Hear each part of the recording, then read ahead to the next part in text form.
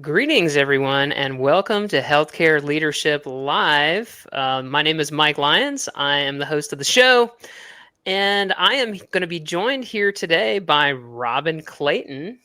And Robin is a professional in the healthcare world. She is a business development and credentialing expert. And so we're going to learn all about starting up healthcare businesses here today from Robin. Thanks for being on the show. Thanks for having me. Well, yeah, I know. I'm so stoked to chat with you. These are areas I don't know a whole lot about. And so those are my favorite types of topics because I get really curious and I ask a lot of questions. And no question is too dumb with me. And because most of them are dumb. And so That's another thing. So, yeah, tell us about, I guess to get started, tell us about what you do and how you help your clients. Okay. Outside of all the moving parts, what we do is we help to launch and grow healthcare businesses. So those who are providers and non-providers alike who are getting into the healthcare space or are already in the healthcare space, we help them to get their lives together as far as the business goes, making sure that the policy procedures are correct, making sure you have the right setup for the licensing process. Pretty much we're hands-on. We do everything for our clients. They just show up to like site visits and things of that nature, things that we don't do. But we are fully hands-on to help them to get their businesses started and to grow their businesses in the healthcare space. And that's for everything except for hospitals and urgent care. Yeah. Okay. Cool. So yeah, med spas, private clinics, home health. Have you ever worked with the home health space? Absolutely. Home health, assisted living, behavioral health, private practice, you name it. They've all have come through the PD360 family. Okay. It's a family. Great. Well, so business startup is not anything I'm really familiar with in healthcare. I tend to work more with clients who have a number of employees already. They're starting to have HR issues. And so when someone is starting a healthcare business, like what are the first few things that they should be thinking about? I always say, have a vision for what your business will be, and not just what you know how to do, but how you see your business going. Because you will pretty much eliminate all that the headache and heartache when it concerns actually getting into the business, and also realize that it's okay for you not to know everything. A lot of people go into healthcare, especially those who are opening private practices, and you want to do everything. You can do what you're good at, but leave all the other stuff to the people who do the stuff that you're not so good at. So that way you can actually free up space for you to focus on the things that you know how to do and actually develop a good functioning utopia of a business for your employees if you should have some, and those types of things. But there's a lot of things that don't get considered when people are starting healthcare businesses. And another thing is building relationships. That does not get considered for some strange reason. You have to go outside. You have to build relationships with people outside of your immediate circle. Yeah. Yeah. If you don't create awareness of your business, no, you won't be having any patients or customers, right? Exactly. And you don't build that trust, because people, when they at least have a good feeling about you, they are likely to at least send somebody over there. But if they don't know you, then you're not anybody. So it's more than just an email campaign, I'm guessing. Much more than, especially with providing an actual service to someone's body or mind. No, it's not just an email campaign. Because how often have you thought to take on a therapist or take on some medical help by email? Nobody. You know what I mean? I can be aware of you, like, okay, this type of practice is nearby, but if there's no other connection outside of that. Yeah. How have you seen the most effective clinicians and healthcare businesses go about, building those relationships? Or we just go door knocking on some other clinics or what? Okay, so healthcare tends to not be a friendly place to people who own healthcare businesses, like between those who are doing the same types of things. I always say, think outside the box. Your patients, your clients, they frequent everywhere, like YMCAs, libraries, the police station, fire department. Like these places, they have outreach. So you want to do outreach with those who complement your business and those who you can actually bring value to. So when you're doing your outreach, make sure you reach out to your community, wherever your business is located and where you live. reach out to your community and actually start building relationships with those in your community. That's the only way you're going to actually, realistically have a relationship or idea of, or referral sources, because that's what healthcare needs. Yeah. Referral sources for your business. So you definitely want to be outside and not just behind the computer or on the phone. Really, get to know people. Go to some hospitals and meet with, discharged people. Like, just get out there. You got to start meeting with people. Well, it's something that's helped me in my business. It also, right, is to just have FaceTime with people, because, like you said, healthcare is super intimate, and especially you referenced mental health, but anything related to our body, right? Dermatology, ophthalmology, home health. I mean, talking about bringing a professional in to care for a parent or a grandparent, that's super intimate, Absolutely. Yeah. One thing that's helped me in my business is to have a focus and a niche, right? It's like, hey, I'm the expert in ophthalmology, HR, for example. Have you seen providers using like a niche to try to get more exposure? I guess technically, depending on the type that you open, it's going to be at a niche type of thing. Yeah. But realistically, because healthcare, especially when you're dealing with people's bodies and taking care of them or assisting them with something, you want to provide as much service to that population as possible. So technically, it won't be like just this one thing you're going to be doing. You're going to do multiple things, but it depends on who you're serving. So if you're serving a specific population, then all your services, for the most part, will be geared toward these people, because that's who you're trying to serve. Yeah. Yeah. I'm kind of picturing like a mental health provider who loves working with, kids with gender issues, maybe gender identity, that may be one example. But to your point, if I'm an ophthalmologist, I can't say, well, I specialize in people between 30 and 40. You can't really do that. But if you have a niche, I've been finding that to be helpful. So we talked a little bit about marketing. What are some other things, like in the credentialing or licensing, that they don't realize when they're starting that process? It's not a tomorrow thing. It takes time. If you don't have someone, or even if for yourself, you can't dedicate the time it takes to focus on licensing or credentialing, it's not going to be a happy time, because it's not an overnight thing. It definitely takes some time. It's a process, and you have to be available to actually, show up and or fix things that need to be fixed, update things that need to be updated, be on phone calls, hold times. Like, it's tedious. It's not something that is a 1, 2, 3. Yeah. Yeah, I've seen this. I've never done the credentialing work, but I have seen that it takes months, and it may vary depending by payer. It does vary depending on payer. But I will say, if you I always say you can save money a lot of different ways when it concerns doing things in your business. I always say outsourcing, especially when you're new. Outsourcing is a perfect way to save money when trying to grow your business, because you don't have to do a whole lot of different things as it concerns an employee. You don't have to provide benefits. You don't have to pay the same amount in salary. Like, it's a lot of savings and benefits that you have with outsourcing. Credentialing is one of those things that I always suggest people outsource until you get large enough to have somebody in-house and pay all those wonderful benefits, things of that nature, to focus squarely on your business and what your business needs, and do it that way. But yeah, it's definitely one of those tedious things. So I always suggest outsourcing for the things in the beginning, for sure.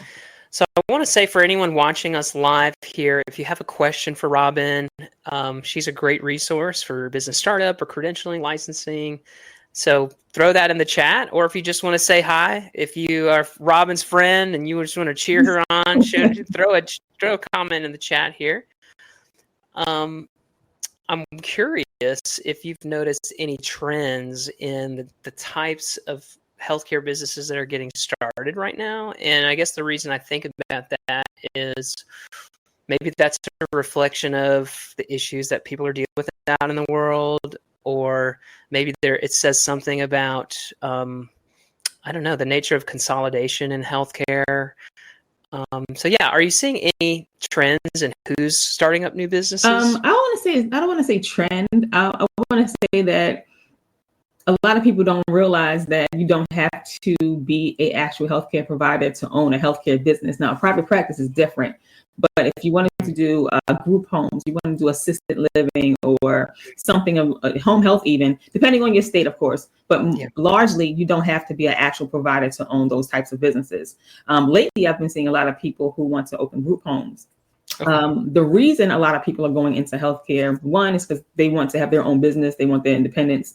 But two, which I'm very happy about, it's the desire to actually help other people. It's not about just the money. Of course, money is going to be in business, it's business. But Yeah. I'm seeing a lot of people who actually want to help other people, which I'm super happy about because it can get real not so nice on that side of it when it concerns people receiving care when you have people who are only in it for the money.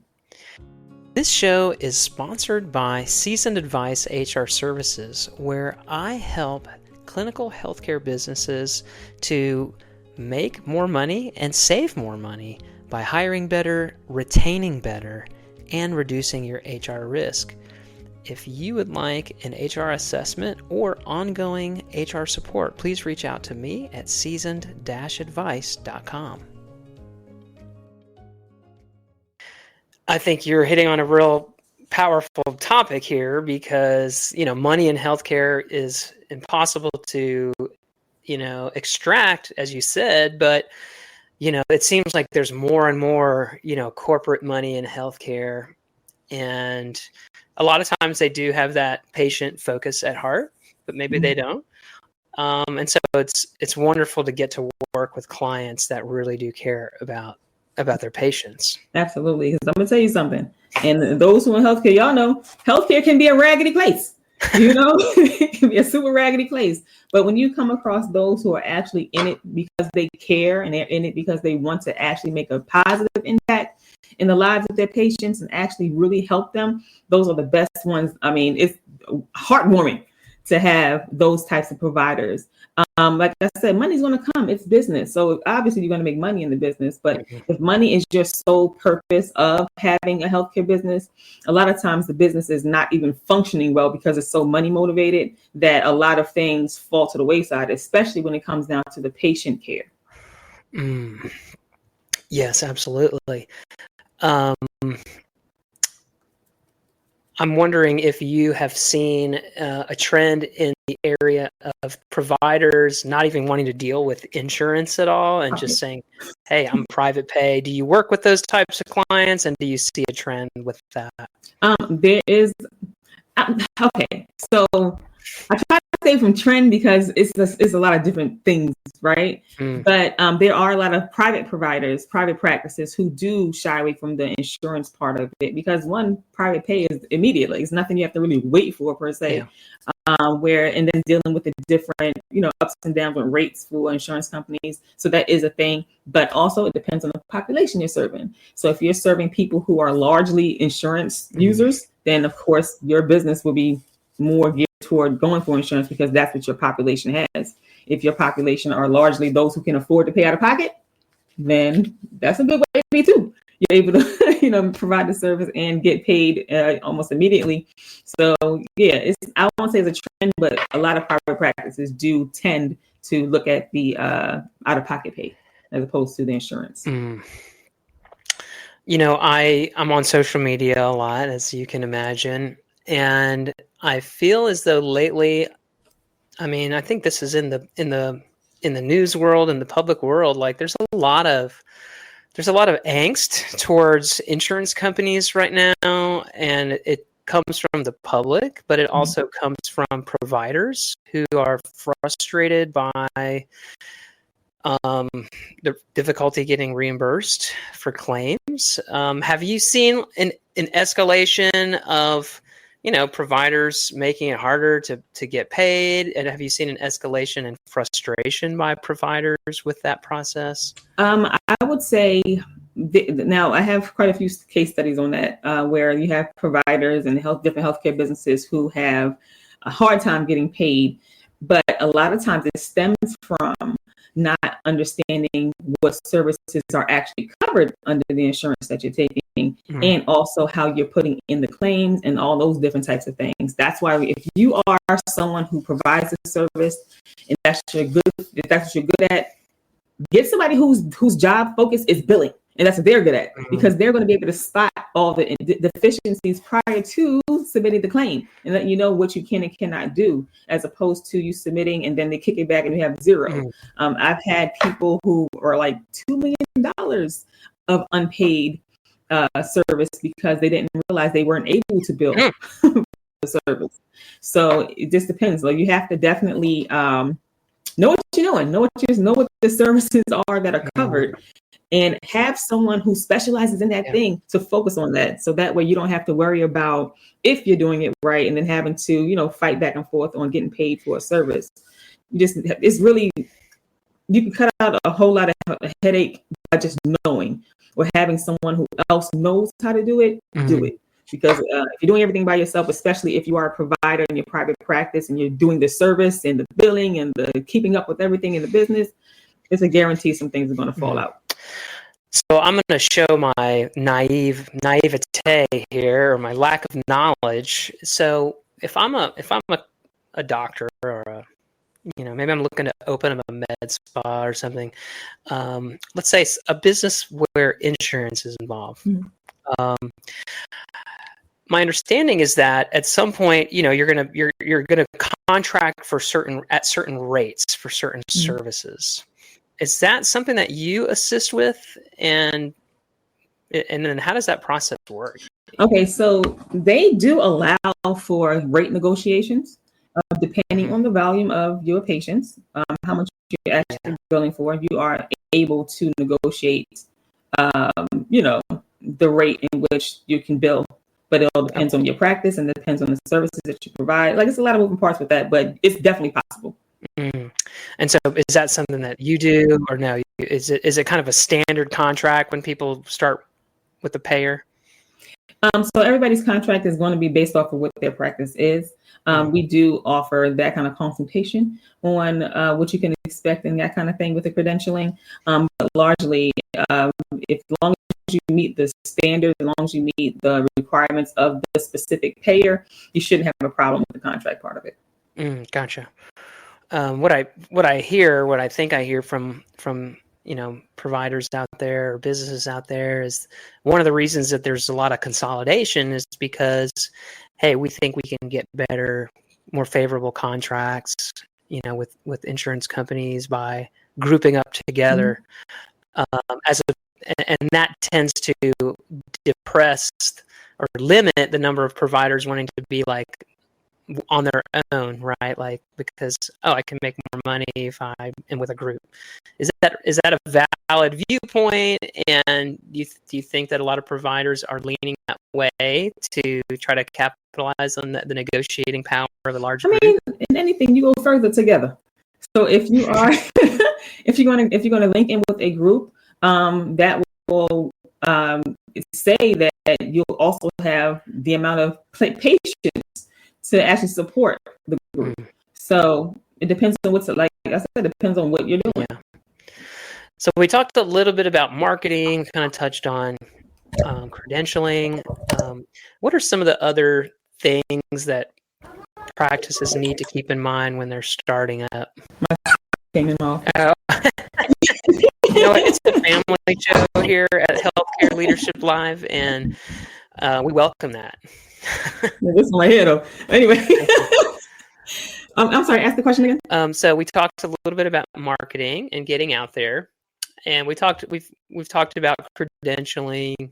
What are some of the other key steps that a healthcare business needs to think about when they are getting started? Okay, so the licensing process. The licensing process is different depending on the business type. Time frame will be different depending on what you have to do. If you have to be accredited or if you can just get the license without it. Everything depends on your state regulations and your business type. I think what people need to keep in mind is that this is not a sprint. Take your time. You don't have to rush to open a business that does not have any clients. So take your time. So by the time you get to licensing and you've done all the steps and done all the things to prepare you for open, then you're good to go. But if you are rushing to just get licensed and you're using someone else's license to help you get licensed, so to speak, that's not a very smart thing to do, because a lot of people do that. But at the end of the day, once you have a licensed business and you have nobody working in the business, that licenses that are required and all those different things to operate, you're going to be back at square one. So plan out your business, plan out what kind of services you want to provide, when you want to provide them. Start small. If you don't have a whole bunch of money, like millions of dollars to invest in your healthcare business, start small. And from that small, you grow that population and you move to something else. But don't be in a rush to open a business and not be able to serve anybody. Wise words right there. It happens a lot more often than you would think. There's a lot of people sitting out here right now with a licensed healthcare business that's just sitting as a licensed healthcare business, but there is no activity happening at all. So I say, take your time. Yeah. Don't copy paste. Just take your time and put the pieces together. So by the time you are able to submit the licensing application, everything is in place and all you're doing is going through the motions. And once it's time to open, you're ready to open. You have who you need and what you need to provide the services to the population you want to provide services to. I know that you help some of your clients with HR setup. And so I'm curious, as an HR person myself, what kind of things do you see new businesses needing when they're looking to get started from an HR standpoint? Everything. Literally everything. They need it all. Literally from, especially those who start from scratch. A lot of times, and I always say this as well, when you are hiring people to help you with your business, if they're going to be employees, I always say, if you want to hire a friend or a family member or anybody of that persuasion, please make sure that you keep in mind that you're no longer friends or family once you start cutting that check. So friendship over. The workplace is a whole nother place. So just create boundaries. And if you're not able to hire somebody who is focused on the HR space of your business that separates you from, all the liability part of it, put up some boundaries, please. Yeah. What you just made me think about is I'm working with a client right now. It's a husband and wife, and they're starting up a business.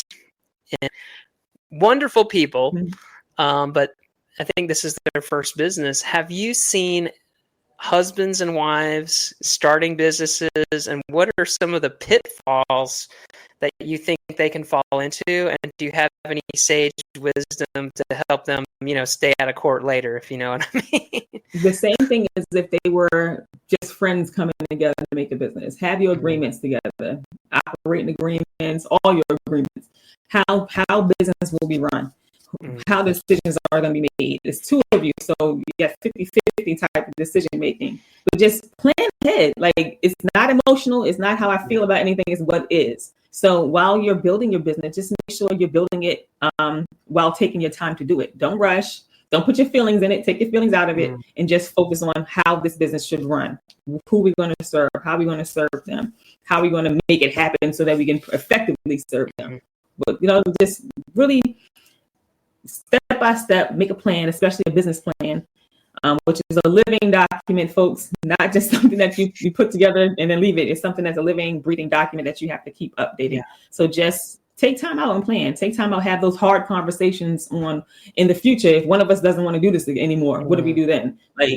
Just have the conversations that you need to have prior to starting. Yeah.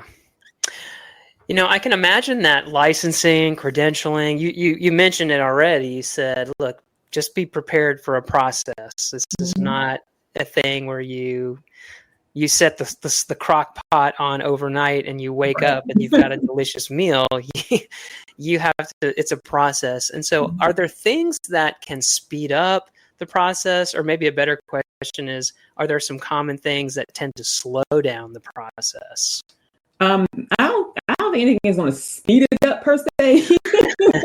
That's why I put that different spin on there. There are some things that will slow it down, and things that will slow it down is if your documentation is not in order. If you don't have the licensing will tell you what they need. Never give more than what they're asking for. Never give less than what they're asking for. Give exactly what they're asking for. There's no reason for you not to get licensed if you're giving exactly what is being asked of you.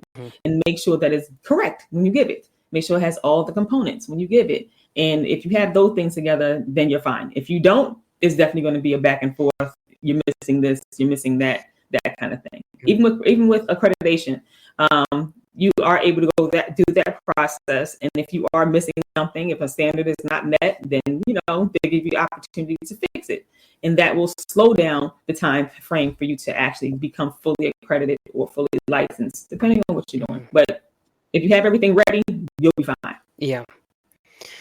This kind of goes back to that question of trends, but the population's getting older, or shall I say, there is a larger proportion of our population that is elderly, and it's going to become more so. Do you see a upswing in elder care services that are coming through your door? Yes, there's a lot of care being aimed toward the elder population. I will say though, and this is something that came to my attention. Now, of course, we don't own healthcare businesses over here; we just help build them. But I had a conversation with someone not too long ago, and they were talking about the elder population, and the conversation was about substance use disorder and how that particular service is largely ignored by the elder population when they are actually experiencing a lot of substance use disorder in their older age. That's alcoholism, drug abuse, those types of things. And they're not being treated for those things largely. So I would say if anyone is interested in doing some SUD services, maybe target some of those elder populations because they need the help as well. Well, there you go. That's a niche that maybe needs to be explored a little bit. I would say so for sure. Yeah. Especially with, prescription drugs, abuse or illegal drug abuse. I can totally picture that. Well, Robin, you certainly have a wealth of knowledge about healthcare business startup, and we could probably go on and on. And just as an endorsement here, Robin is super passionate about this stuff. She's helped a lot of clients, and I just want to say that she would be a wonderful person to work with if you're looking at starting a healthcare business. How can people get in touch with you, Robin, if they want to learn more and chat with you? I don't know about chatting, but if you want to learn more. That's right. Keep it real, Robin, okay? If you want to learn more about what we do, the website is www.pd360llc.com. That is our website. We have a private Facebook group called the Healthcare Business Hub by PD360. We welcome everyone who is actively looking to launch or grow their healthcare business. We provide a lot of free information in there, and of course, some paid services if you so need. But it's really a place where you can go in and actually work on your business, and that is the purpose of it. What else we got? We have PD360 LLC's other Facebook page, which is just the business page, and we are on LinkedIn, obviously. And we make appointments, and if anyone wants to have an actual conversation, we definitely are available. Just send appointments, and you'll be able to speak to myself. Okay, so that's where that chat opportunity comes in. I will put the link for PD360 into the show notes for anyone that is listening. But this brings the conclusion of the show. Healthcare Leadership Live is all about bringing experts in the world of healthcare to help you be a better leader or to help you get your business started, as was the case here today. Absolutely. I'm going to continue to have more guests like Robin. I've got a whole bunch of people in the pipeline I'm excited to chat with. So please follow the show on the podcast or on YouTube. Follow me on LinkedIn. Follow Robin on LinkedIn. And I will continue to give you more content for healthcare leaders. So with that, thanks for listening, and go out there and lead with confidence.